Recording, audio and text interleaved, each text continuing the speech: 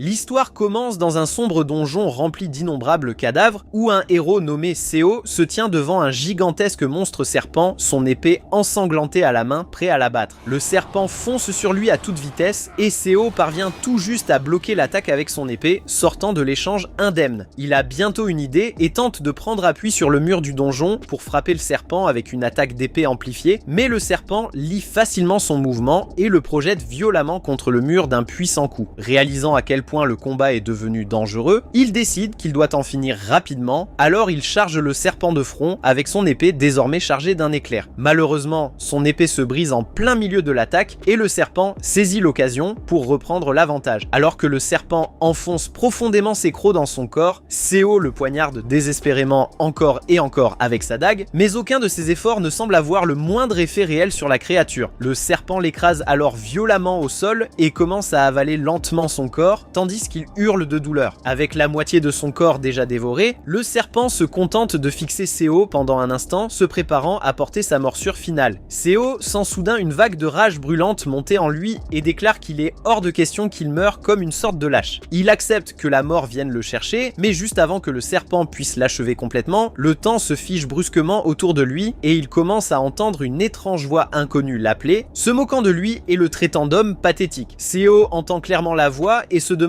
d'où elle peut bien venir, tandis que la personne derrière cette voix est réellement choquée que Seo soit d'une manière ou d'une autre capable de l'entendre. Seo explique qu'il a toujours été capable d'entendre les voix des reliques et dit qu'il peut deviner qu'elle doit être une sorte d'objet divin. Alors il lui demande de détruire le monstre serpent et de le sortir de cet endroit. La voix se contente de rire en réponse et lui rappelle que la moitié de son corps a déjà été dévorée, donc même si elle se débarrassait du serpent pour lui, il n'y aurait tout simplement aucun moyen pour lui de survivre. Elle lui dit qu'il est vraiment un cas pitoyable, car même s'il est né avec un talent incomparable, il est né à la mauvaise époque et en a énormément souffert. Et maintenant, il va mourir sans jamais avoir eu la chance d'utiliser pleinement ses ruses intelligentes et brillantes. Entendre tout cela ne fait que remplir Seo d'une colère encore plus grande qu'avant. Il n'est pas entièrement sûr de la façon exacte dont il va s'y prendre, mais il jure de tout son être qu'il tuera un homme nommé Kwon Tae-jun, peu importe ce qu'il devra faire ou le temps que cela prendra. Voyant la profondeur de sa détermination et sentant son potentiel caché, la voix prend soudain une forme physique sous l'apparence d'un corbeau et apparaît juste devant Seo, lui disant qu'elle a décidé de lui accorder une seconde chance dans la vie. Elle dit qu'elle est impatiente et curieuse de voir s'il sera enfin capable de revendiquer le trône du roi cette fois-ci. Le corbeau envoie alors une puissante vague d'énergie directement dans Seo, et après qu'elle a parcouru tout son corps pendant un moment, il se retrouve soudain assis dans ce qui ressemble à un bâtiment public. Il reste complètement sous le choc en réalisant lentement que ses jambes ont d'une manière ou d'une autre été entièrement restaurées. Ce qui le choque encore plus, c'est de découvrir qu'il se trouve actuellement dans un commissariat de police sans absolument aucun souvenir de la façon dont il a fini là en premier lieu. Un policier à proximité l'informe qu'ils sont actuellement au milieu d'une enquête en cours et lui demande son nom. Seo reste assis en silence, trop absorbé par ses propres pensées et trop occupé à se demander si le fait d'être à nouveau en vie était, d'une manière ou d'une autre, l'œuvre de ce mystérieux corbeau divin. Puis Seo entend par hasard l'un des autres policiers parler avec désinvolture du fait qu'ils viennent tout juste d'entrer au tout début de l'année 2025 et cette révélation le laisse complètement stupéfait car cette année se situe exactement 15 ans avant son époque actuelle. Cela l'amène peu à peu à conclure qu'il a, d'une manière ou d'une autre, été renvoyé 15 ans dans le passé. Une femme vient alors le gronder parce qu'il ne répond pas à ses questions, mais Seo ne peut s'empêcher d'avoir l'impression de l'avoir déjà vu quelque part. Il se rappelle qu'elle est la mère du garçon aux cheveux bruns assis non loin, nommé Yu, et qu'ils se trouvent au commissariat parce qu'ils ont été pris dans une bagarre que Yu avait clairement essayé de provoquer avec Seo. Seo repense alors à la façon dont il avait réglé ce même problème 15 ans plus tôt et se souvient qu'on lui avait demandé de payer une somme extrêmement élevée en dommages et intérêts. Comme il était complètement fauché à l'époque, il s'était simplement mis à genoux et leur avait présenté ses excuses. La mère de Yu se rend compte que Seo n'écoute pas un seul mot de ce qu'elle dit, alors elle essaie de le gifler, mais Seo lui attrape rapidement la main et hausse la voix contre elle, lui disant que c'est son fils qui a commencé la bagarre en premier lieu, tout en soulignant qu'il réclame beaucoup trop d'argent en frais de règlement. Yu n'aime pas la façon dont Seo parle à sa mère, alors il lui lance immédiatement un coup de poing, mais Seo esquive facilement l'attaque et le projette au sol. Cela laisse Seo choqué pendant un instant, car il réalise que son corps est beaucoup plus léger qu'il ne devrait l'être. Cela l'amène à se demander si toutes les compétences de combat qu'il a développées au cours des 15 dernières années sont toujours intactes dans ce corps plus jeune. Si cela s'avère vrai, il réalise qu'il a eu une chance incroyable. Seo finit par être jeté dans une cellule de détention pour s'être montré agressif et le son de la mère de Yu qui râle non loin commence à lui taper sur les nerfs. Pourtant, il sait que tout cela n'aura bientôt plus aucune importance une fois que les reliques commenceront à apparaître. En l'an 2025, de puissants tremblements de terre frappèrent différentes régions du monde et plusieurs tombeaux anciens apparurent soudainement. Des reliques mentionnées dans des mythes, des légendes et de vieux contes populaires y furent découvertes. Les histoires transmises de génération en génération se révélèrent contenir un véritable pouvoir et ceux qui entraient en possession de ces reliques obtenaient diverses capacités surnaturelles. À cause de cela, tout le monde se lança à la recherche de reliques. Seo se joignit lui aussi à cette quête à l'époque et il finit par tomber sur ce qu'on appelait la relique de l'archéologue. À ce moment-là, Seo pensait qu'obtenir la connaissance du tombeau et de ses reliques mettrait fin à sa vie misérable et lui permettrait de repartir de zéro, mais c'est exactement à ce moment-là que la véritable folie commença. En commençant par Monsieur Kwon, le plus grand président de toute la ville, de nombreuses personnes qui avaient mis la main sur des reliques prirent des mesures pour s'assurer que personne d'autre qu'elle-même ne puisse excaver davantage de ces reliques. Heureusement, le talent naturel de Seo pour trouver des reliques fut reconnu et il fut recruté par Monsieur Kwon en personne. À partir de là, il finit par accepter tous les sales boulots que Monsieur Kwon lui confiait, se résignant à être connu comme le chien du président et à supporter toutes les insultes qui allaient avec. Assis dans la cellule, Seo réalise que ce n'est qu'une question de temps avant que les reliques commencent à réapparaître et que tout autour de lui sombre dans l'anarchie. Il se dit que le fait d'être désormais beaucoup plus fort qu'avant est un avantage, mais il sait aussi que la force seule ne suffira pas cette fois. Il doit réunir des fonds pour les excavations le plus vite possible, mais il ne sait pas vraiment comment s'y prendre. Une ligne de texte lumineuse apparaît alors soudainement devant lui et Seo pense d'abord qu'il est peut-être en train de perdre la tête, mais il comprend ensuite que cela doit être l'œuvre d'une relique. Il se lève et tente d'invoquer le corbeau qui l'a ramené à la vie, mais à la place, un écran de statue apparaît devant lui et l'informe que sa nouvelle quête consiste à éveiller les 4 talents d'un pilleur de tombes, ce qui le prend complètement au dépourvu. Un garde passe devant lui et ne semble pas du tout remarquer l'écran de statue, ce qui fait comprendre à Seo qu'il est le seul à pouvoir le voir. En plus de cela, il réalise qu'il est actuellement capable de voir les objets dans un rayon d'1 mètre autour de lui, ce qui était à l'origine une capacité liée à la relique de l'archéologue. Mais comme il ne possède plus cette relique, il se demande pourquoi cette capacité est encore restée en lui. Seo examine de plus près son écran de statue et voit qu'il a déjà obtenu l'un des 4 talents, ce qui signifie qu'il lui en reste encore 3 à débloquer. Cela le soulage un peu, car cela veut dire qu'il a déjà une petite longueur d'avance. Mais il ne peut toujours pas s'empêcher de se demander pourquoi la relique du corbeau fait tout cela pour lui. Le détective Kim arrive alors pour faire sortir Seo sous caution et une fois dehors, Kim dit à Seo qu'il n'a vraiment pas de chance, puisque Yu est apparemment un récidiviste quand il s'agit de provoquer les gens pour les pousser à se battre. Tandis que Kim prend toute l'affaire à la légère en riant, Seo réfléchit silencieusement et se souvient que le détective Kim était la seule personne qui soit jamais restée à ses côtés lorsqu'il n'avait absolument rien. Ils commencent ensuite à rentrer ensemble et en chemin, Seo demande à Kim s'il a remarqué des incidents étranges récemment. À en juger par l'air confus de Kim face à la question, Seo comprend que les reliques n'existent pas encore dans cette version du monde. Après s'être dit au revoir, Seo s'éloigne seul et réalise que c'est exactement le moment où les tombeaux commencent à peine à apparaître et où il n'existe encore aucun utilisateur de reliques, ce qui signifie que c'est maintenant sa chance parfaite de prendre de l'avance. Il mentionne que la plupart des premières reliques sont apparues en Europe et en Amérique. Pourtant, Seo continue de réfléchir à des moyens de mettre la main sur de l'argent puisqu'il doit acheter des billets d'avion. Alors qu'il tourne dans une ruelle, il tombe directement sur le gang pour lequel il travaillait dans sa vie passée et il esquisse un sourire en se disant qu'il vient de trouver sa vache à lait. Dans sa vie passée, il avait été tellement désespéré par le manque d'argent qu'il avait fini par travailler pour ce même gang et pendant cette période, il avait été traité pire qu'un chien. L'un des membres du gang essaie de gifler Seo au visage, mais Seo le met facilement à terre d'un seul mouvement rapide. Seo se tourne ensuite vers les autres et leur dit qu'il démissionne et que tout ce qu'ils ont à faire maintenant, c'est lui payer les salaires impayés et l'indemnité de départ qu'ils lui doivent. Mais le gang refuse de reculer et fonce droit sur Seo, même si Seo utilise facilement ses compétences en arts martiaux pour les mettre à terre les uns après les autres. Les membres du gang sont totalement stupéfaits par les capacités de Seo, puisqu'il avait toujours été considéré considéré comme un cas désespéré en matière de combat. Au bout d'un moment, Seo remarque que ses mains commencent à trembler, alors il décide d'en finir rapidement. À un certain moment, la seule personne encore debout est le chef du gang, et désespéré de vaincre Seo, il sort sa lame spéciale et se prépare à lui foncer dessus. Seo repère immédiatement la lame et comprend aussitôt qu'il s'agit d'une relique. Il n'est pas entièrement sûr de savoir pourquoi une chose pareille existe déjà aussitôt dans l'Apocalypse, mais il est certain d'une chose, elle va être à lui. Seo arrache la lame des mains du chef du gang et décide de montrer aux autres membres ce dont cette arme est réellement capable. Celle-ci augmente considérablement sa vitesse et sa force, lui permettant de vaincre tous les membres du gang en seulement quelques secondes. Après avoir laissé plusieurs d'entre eux avec des blessures au couteau, les survivants perdent tout leur courage et ne pensent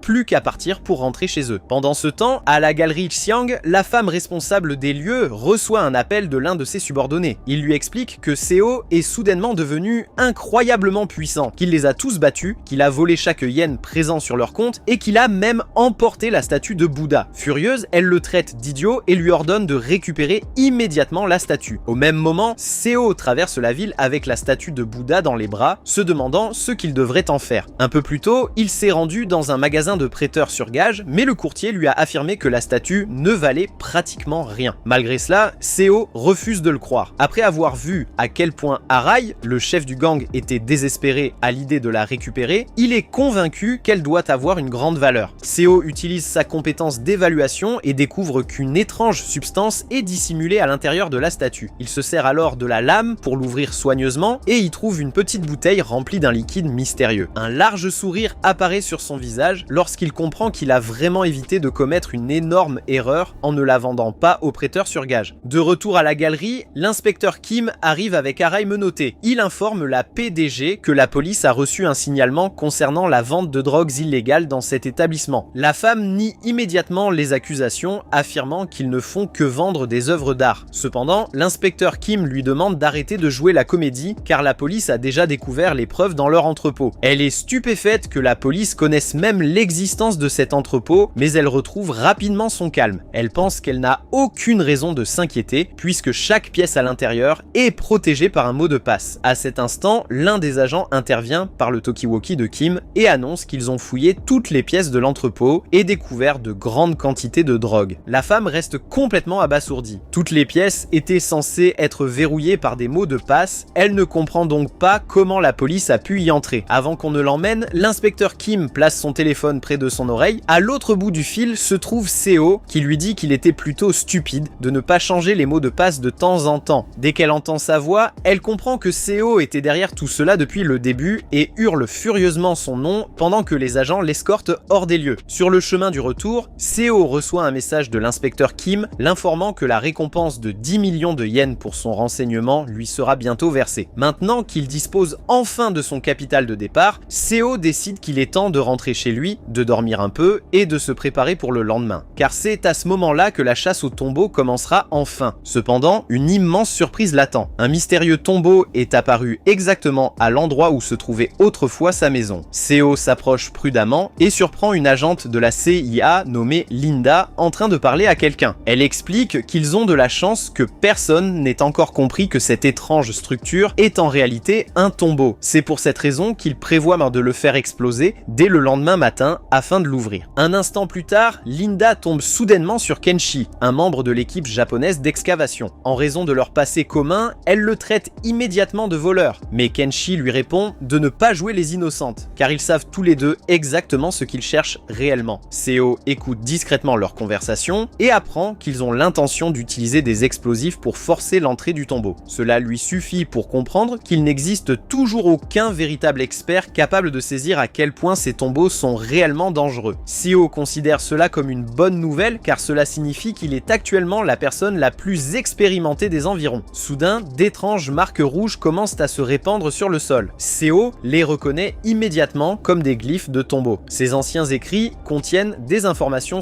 importantes sur le tombeau. Quiconque est capable de les lire peut découvrir où se trouve l'entrée cachée, mais aussi connaître l'emplacement des pièges dangereux avant d'y pénétrer. Seo étudie attentivement les glyphes et presque instantanément son système s'active. Une notification apparaît annonçant qu'il vient d'acquérir la compétence linguistique. Cette nouvelle capacité améliore considérablement sa compréhension de toutes les langues. Grâce à elle, les les étranges symboles deviennent soudainement faciles à déchiffrer. Après avoir examiné les inscriptions pendant un moment, Seo comprend rapidement où se trouve l'entrée. Sans perdre une seconde, il active le passage caché et le frappe avec sa lame. Au moment où son attaque atteint sa cible, une gigantesque explosion jaillit vers le ciel, projetant une puissante onde de choc dans toute la zone. Le bruit assourdissant attire immédiatement l'attention de tout le monde, y compris celle de Linda et Kenshi. Tous les deux se tournent rapidement vers la source de l'explosion et découvrent qu'un événement incroyable est en train de se produire. L'entrée du tombeau est en train de s'ouvrir toute seule. Craignant de perdre leur chance si elle se referme, ils courent dans sa direction aussi vite que possible avant de sauter à l'intérieur. Pendant ce temps, Seo poursuit calmement son chemin dans les profondeurs du tombeau. Après avoir marché un moment, il arrive devant un étang mystérieux qu'il reconnaît immédiatement grâce à ses souvenirs du futur. Il sait déjà exactement ce qui se cache sous l'eau. Si une relique est jetée dans l'étang, elle réveillera le serpent qui y dort depuis d'innombrables années. Sans la moindre hésitation, Seo lance sa lame dans l'eau. L'étang paisible commence aussitôt à trembler tandis que de grandes vagues se répandent à sa surface. Quelques instants plus tard, le serpent géant émerge lentement de l'eau et ouvre les yeux après son long sommeil. Il accueille son nouveau visiteur avant d'ouvrir son immense gueule. À l'intérieur se trouvent deux armes reliques de grande qualité. Le serpent demande à Seo laquelle de ces armes il a perdu. Seo sait déjà qu'il ne s'agit de rien d'autre qu'une épreuve. Dans le futur, de nombreux pilleurs de tombeaux cupides ont échoué parce qu'ils avaient menti en prétendant que l'une des armes précieuses leur appartenait. Le serpent punissait immédiatement quiconque répondait de manière malhonnête. Se souvenant de cette leçon, Seo dit calmement la vérité et affirme qu'aucune de ses armes ne lui appartient. Le serpent se réjouit de son honnêteté, il félicite Seo avant de lui présenter sa véritable lame. Tout semble se dérouler exactement comme prévu. Seo lui demande poliment s'il peut examiner son arme de plus près. Le serpent baisse sa garde pendant un très bref instant. Au lieu d'accepter paisiblement sa récompense, Seo attaque soudainement. Il saisit sa lame et frappe le serpent sans prévenir. La créature géante pousse un cri de douleur et lui demande pourquoi il l'attaque après avoir réussi l'épreuve. Seo n'hésite pas à lui répondre. Il explique qu'il ne fait absolument pas confiance aux reliques. Ce n'est pas parce qu'une personne réussit l'épreuve d'une relique qu'elle recevra forcément une récompense équitable. Il existe toujours une possibilité que la relique ait d'autres intentions. Seo se souvient même avoir entendu parler d'un autre pilleur de tombeaux qui avait réussi l'épreuve d'une relique avant de devenir fou et de se transformer en tueur en série. Après avoir entendu des histoires pareilles, Seo n'a aucune intention de prendre des risques inutiles. S'il existe la moindre possibilité que le serpent le trahisse, il préfère éliminer la menace immédiatement. Le serpent entre dans une colère noire et fonce droit sur lui. Seo réagit aussitôt en sautant très haut dans les airs avant d'enfoncer profondément sa lame dans le corps de la créature. Un nouveau rugissement de douleur résonne dans toute la salle. Même après avoir subi une blessure aussi grave, le serpent refuse de s'effondrer. Sachant que des attaques ordinaires ne suffiront pas, Seo active sa technique de domination. Une puissante vague d'énergie jaillit de son corps et pénètre directement dans le serpent. La créature hurle une nouvelle fois tandis que la technique commence à soumettre sa volonté. La domination est une capacité spéciale permettant à son utilisateur de forcer une relique à obéir à ses ordres. Elle s'oppose totalement à l'affinité qui permet au contraire de contrôler une relique en établissant une relation de confiance avec elle. Cependant, aucune de ces deux méthodes n'est considérée comme parfaite. La relation idéale entre une relique et son propriétaire est connue sous le nom de compatibilité. Dans ce cas,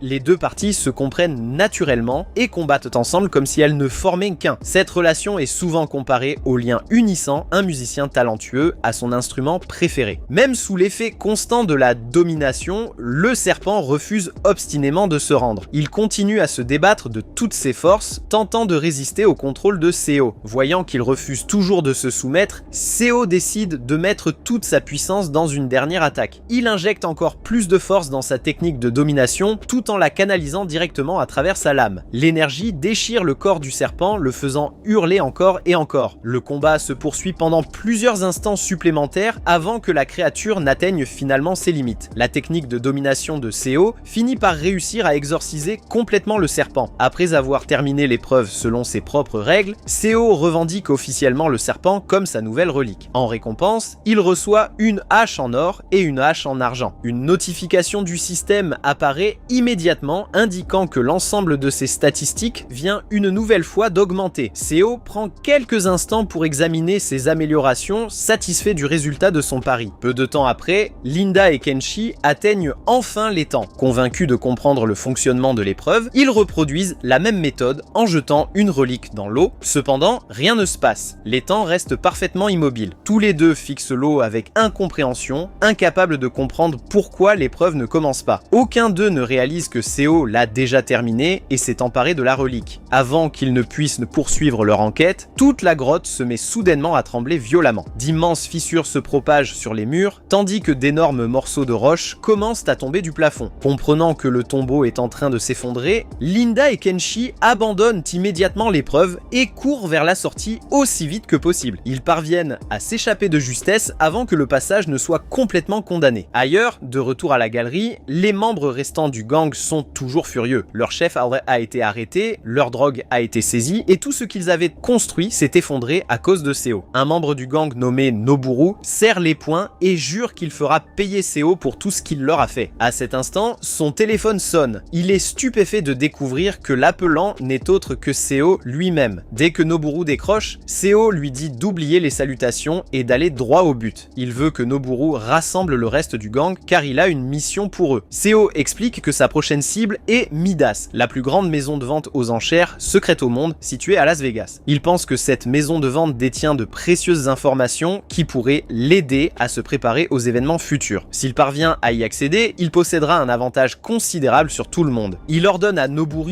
et à ses hommes d'assister à la vente du mois, d'acheter plusieurs objets bien précis et de surveiller un homme nommé Jack Cayman, plus connu sous le nom de JK. Cependant, Seo pense silencieusement que Jack Cayman n'est pas réellement le véritable pseudonyme d'Ogawara. Noburu lui fait rapidement remarquer qu'il est presque impossible d'entrer chez Midas. Seules les personnes extrêmement riches et influentes sont autorisées à y participer. Seo lui répond simplement de ne pas s'inquiéter des dépenses, il promet de les payer généreusement s'ils accomplissent la mission. Puis, d'une voix calme, il leur rappelle que refuser n'est pas vraiment une option. Ils peuvent soit accepter la mission, soit le laisser les rouer de coups une nouvelle fois. En se souvenant de la manière dont Seo les a écrasés auparavant, Noburu et les autres décident instantanément qu'accepter la mission est de loin le meilleur choix. Le lendemain, Seo se prépare à reprendre sa chasse aux reliques. Avant de quitter son domicile, il jette un regard de l'autre côté de la rue et remarque un journal télévisé diffusé sur un grand écran. Le présentateur annonce qu'un 4e meurtre inexpliqué vient de se produire. Selon le reportage, le suspect aurait tenté de se suicider en s'immolant par le feu. En entendant cela, Seo comprend immédiatement que tout se déroule exactement de la même manière qu'avant l'apparition des premiers tombeaux dans le futur. La chronologie n'a pas autant changé qu'il l'espérait. Alors qu'il continue de marcher, Seo percute accidentellement Kenshi qui le reconnaît immédiatement. Le fait de voir Kenshi à cet endroit révèle quelque chose d'important à Seo. Si Kenshi est apparu ici, cela signifie qu'un autre tombeau est presque certainement sur le point de se manifester. Seo remarque également que Kenshi transporte une relique. Cependant, il est évident qu'il manque encore d'expérience, puisqu'il ne cherche même pas à dissimuler l'aura de celle-ci. Toute personne suffisamment expérimentée pourrait facilement la détecter. Kenshi est encore en train de crier furieusement sur Seo parce qu'il l'a bousculé lorsque le sol se met soudainement à trembler sous leurs pieds. Seo comprend immédiatement qu'un nouveau tombeau est en train d'apparaître. Sans prononcer un mot de plus, il se précipite vers la source de la perturbation, déterminé à y arriver avant tout le monde. Presque au même moment, le téléphone de Kenshi se met à sonner. Pensant recevoir une mise à jour ordinaire, il décroche sans trop y réfléchir. Mais son associé lui annonce une nouvelle stupéfiante. L'homme coréen transportant la hache en or et la hache en argent a été aperçu dans les environs. Dès que Kenshi entend ces mots, tout devient soudainement clair. Il comprend enfin que Seo était depuis le début l'homme mystérieux annoncé dans la prophétie. Après l'apparition complète du tombeau, Seo et les autres se réveillent à l'intérieur de cette mystérieuse sépulture. En regardant autour de lui, Seo remarque immédiatement quelque chose d'étrange. Plusieurs épées brisées sont éparpillées dans toute la zone et beaucoup d'entre elles sont directement plantées dans le sol. À la vue de toutes ces armes détruites, Seo comprend que la relique cachée dans ce tombeau doit être incroyablement puissante. Il examine alors les armes de plus près et reconnaît soudain leur style de fabrication. Il comprend que ces épées ont été forgées par les Muramasa, une célèbre et ancienne famille de forgerons. La famille Muramasa est réputée pour avoir créé des armes extrêmement puissantes et ces épées sont considérées comme des trésors nationaux en raison de leurs tranchants exceptionnels. Leurs armes sont si célèbres que, même après tout ce temps, les gens sont encore capables de les reconnaître grâce à leur fabrication unique. Seo en déduit donc que les épées brisées recouvrant le sol ont sûrement été créées par le clan Muramasa. Il pense également que le tombeau lui-même doit être étroitement lié à cette famille et à ses armes. Si autant de leurs épées se trouvent dans cet endroit, alors la relique cachée ici pourrait elle aussi avoir un lien avec eux. Cependant, avant que Seo puisse poursuivre ses recherches, son système apparaît soudainement devant lui avec un avertissement important. Il l'informe que l'aura maléfique du tombeau a commencé à attaquer son corps. Seo s'inquiète immédiatement et relève sa manche pour examiner son bras. Il remarque alors que sa peau commence à brûler, comprenant à quel point la situation est dangereuse. Seo sait qu'il doit trouver la relique et s'échapper du tombeau aussi vite que possible. Malheureusement, les choses ne se déroulent pas aussi facilement qu'il l'espérait. Seo continue d'explorer le tombeau, pensant pouvoir trouver la relique assez rapidement. Cependant, l'endroit se révèle bien plus vaste qu'il ne l'imaginait. Il traverse une zone après l'autre, mais il ne trouve toujours aucune trace de la relique. Pour ne rien arranger, même la hache d'or est incapable de la localiser. Seo devient de plus en plus frustré en réalisant que sa méthode habituelle pour découvrir les trésors cachés ne fonctionne pas cette fois-ci. Seo se met alors à penser à Kenshi. Il se souvient que ce dernier le suivait un peu plus tôt et commence à se demander s'il ne connaîtrait pas quelque chose au sujet du tombeau. Seo aperçoit ensuite un groupe de personnes piégées au fond d'une fosse, mais ce qui attire surtout son attention, c'est une lycéenne complètement hors de contrôle après avoir été empoisonnée par une relique. Toute personne blessée par la lame de cette relique finirait dans le même état qu'elle. Seo interpelle les personnes au fond de la fosse et leur demande qui les a poussées là-dedans. Lorsqu'il apprend que Kenshi est responsable, il comprend que ce dernier les a offerts en sacrifice afin de faire apparaître le pont sacré. Après cela, Seo sort l'artefact qu'il a volé à Kenshi et découvre qu'il s'agit en réalité d'une relique spéciale appartenant aux frères et sœurs du soleil et de la lune. Son système s'illumine alors et l'informe qu'il vient d'éveiller 4 nouvelles compétences. Seo décide immédiatement de les mettre à l'épreuve en sautant dans la fosse pour affronter la jeune fille possédée. Après un combat difficile, il parvient à l'attacher avec sa corde relique et réussit à la libérer de la malédiction. Seo demande ensuite aux autres civils où se trouve Kenshi. L'un d'eux lui répond qu'il a été aperçu pour la dernière fois en train de traverser le pont avant de s'enfoncer plus profondément dans le tombeau. En entendant cela, Seo suppose que Kenshi a dû obtenir cette information auprès de l'utilisateur de la relique prophétique. Mettant cela de côté, la jeune fille qui était possédée demande à Seo de retirer la corde relique qui l'attache. Il la rétracte donc immédiatement et la libère. Pendant ce temps, Kenshi traverse le pont tout en parlant au téléphone avec l'un de ses collègues. Lorsqu'il atteint enfin la fosse, il suppose que les personnes qu'il y a poussées ont déjà été sacrifiées. Il se laisse alors glisser à l'intérieur et commence à chercher la relique. Cependant, après avoir fouillé pendant un moment, Kenshi commence à perdre patience car tout ce qu'il voit, ce sont des épées brisées et il ne parvient toujours pas à trouver le Muramasa. Mais juste au moment où il commence à s'énerver, le même groupe de personnes qu'il avait poussé dans la fosse surgit soudainement de nulle part et se rue sur lui. Ils encerclent immédiatement Kenshi et commencent à le rouer de coups. Pendant qu'ils le frappent, Kenshi regarde derrière eux et aperçoit Seo debout, seul. Il comprend aussitôt que Seo est forcément à l'origine de tout cela. Seo se moque alors de Kenshi en lui disant qu'il est vraiment mauvais dans son travail puisqu'il avait une longueur d'avance et qu'il n'a malgré tout pas réussi à trouver la relique. Une fois cela réglé, Seo utilise sa hache d'or pour localiser la lame Muramasa. Dès qu'il trouve son emplacement, il utilise son pouvoir pour faire voler l'épée directement jusqu'à ses mains. La lame Muramasa reconnaît alors Seo comme son nouveau porteur. Cependant, elle l'avertit que s'il souhaite en prendre totalement le contrôle et libérer sa véritable puissance, il devra d'abord tuer 10 humains, car l'épée a besoin de 100 humains pour activer l'ensemble de ses capacités. Mais Seo refuse de tuer des innocents simplement pour obtenir davantage de pouvoir. À la place, il utilise sa compétence domination pour forcer l'épée Muramasa à obéir à ses ordres et à se soumettre à lui. Le Muramasa résiste pendant un moment au contrôle de Seo, mais celui-ci finit par prendre le dessus et par le dompter. L'épée commence alors à briller d'une aura bleue, laissant Kenshi complètement stupéfait par ce qu'il vient de voir. Après cela, les civils commencent à sortir de la fosse. Seo remarque alors que Kenshi tente de s'éclipser discrètement. Il s'approche donc de lui